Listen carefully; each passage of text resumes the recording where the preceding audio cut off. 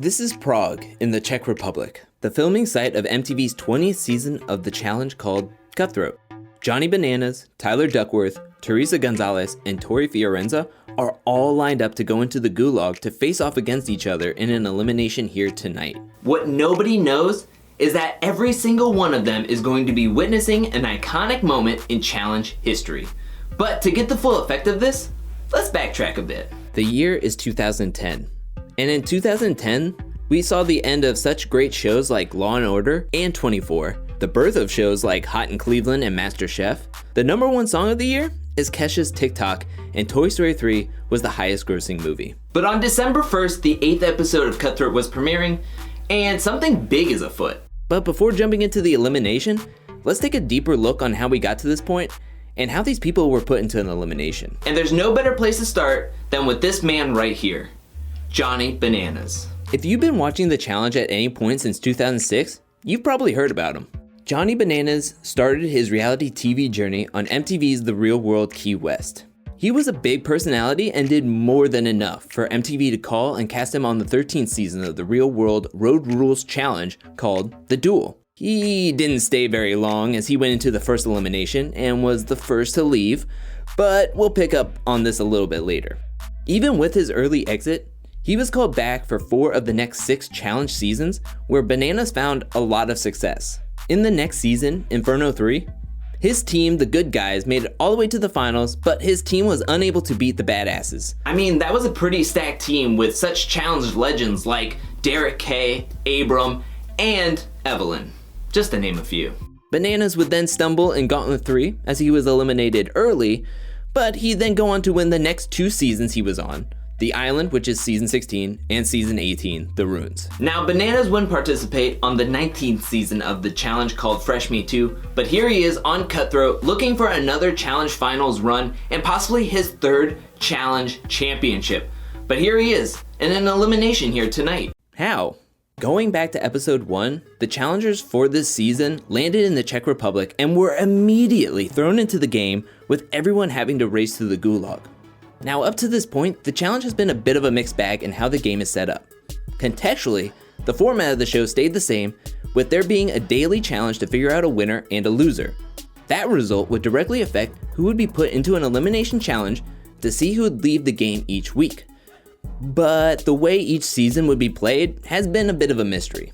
Out of the 19 seasons before Cutthroat, 14 of them were played in teams.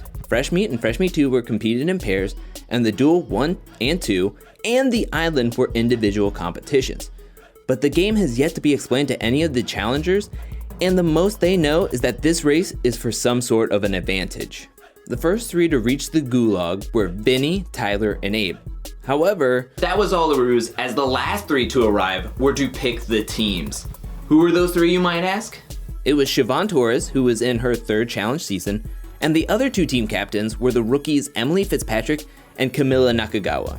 With her first pick 3rd overall, Emily Fitzpatrick chose Johnny Bananas. He was picked behind Dunbar Merrill and Vinny Fodi, who both up to this point had very lackluster challenge resumes compared to some of the other challengers yet to be picked. For the only vet picking, Siobhan passed up on Abram, who at this point had 2 challenge wins under his belt, Derek K, who had 3, and Brad, who up to that point had been to 3 challenge finals. But Emily wouldn't let that happen as she picked Johnny. They would go on to pick the rest of the teams, and the blue team, on paper, seemed the most qualified. The blue team was made up of 5 seasoned vets, 4 rookies, and 1 sophomore player. They combined for 12 challenge finals appearances and 6 challenge wins, which overshadowed both the stats of the red and gray team. But resumes and execution are 2 separate things in the challenge. Early on, it wasn't looking good for the blue team, as they lost 2 players, Derek Chavez and Emily Fitzpatrick, in the first episode at the first gulag. They also lost Big E in the 4th episode, and then the team gets another demoralizing loss when both Ty Ruff and Katie Doyle are sent home in episode 5. Once the most experienced team is now down to half. This is important to note heading into episode 6, as the blue team found themselves in another elimination. Derek took the brunt of his team losing the Skyhook challenge, so he volunteered himself to go into elimination to make up for it. And alongside him, Emily Scrum, the rookie, wanted to face elimination as well, in a way to earn her stripes. In the gulag, Derek and Emily ran a route on the red team, sending both Melinda and Brandon home. Things were looking up for the blue team as they won the daily challenge in episode 7, saving them from elimination. But with the blue team unable to perform in the highball challenge, and Derek and Bananas equally to blame for their team losing, it was a matter of earning their stripes as Derek already had been in elimination earlier. It's Bananas' turn. He even voted for himself, which is a pretty common thing back in Cutthroat. However, nowadays, not so much. So in a unanimous vote, Bananas and Teresa were voted in for the blue team, and they were going to go up against Tyler Duckworth and Tori from the red team. Now, Duckworth and Bananas are no strangers.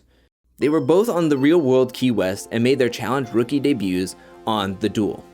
As rookies, they were the last two left to see who would be going into the first elimination of the season. Svetlana, who was also on the Real World Key West, had to choose, and she chose based on who she thought would win, and she chose Duckworth to go into the first elimination. And Duckworth, as a twist, picked to go up against his Real World castmate and fellow rookie Bananas. Bananas, either underestimated the weight of watermelons or Duckworth's deadlifting abilities, was sent home episode 1. After the duel, the only challenge both Duckworth and Bananas competed in was Gauntlet 3, where Bananas led the charge for Duckworth's elimination in episode 2. It was bittersweet, but now it's a bit of a reunion and Bananas wants to show Tyler the exit door personally. However, TJ had different plans for tonight's elimination. He said he brought some heavy hitters from back home, and oh my gosh, that's CT! This moment is a bit of a big moment before the big moment. The twist of Mercenaries has been used on 4 seasons during the whole run of the challenge so far, but Cutthroat was the first ever time this twist was used. So you can understand how this plot twist makes this moment all the more of a blindside. But let's talk about the epitome of a heavy hitter himself, CT. CT up to this point has been known as the tall, dark, hot-tempered Bostonian. He made the finals in his first 2 seasons, Inferno 1 and 2. After those seasons, CT appeared in 4 more challenges, which I mean if you look at his career leading up to Cutthroat, if CT wasn't getting DQ'd, he was making it to the finals, but just couldn't cross the winner's circle just yet. But what's Bananas and CT's challenge relationship looking like leading into this elimination? Well, Bananas and CT early on didn't really cross over too much, and even if they did, it wasn't for long. They first met on The Duel, where as you know, Bananas left episode 1.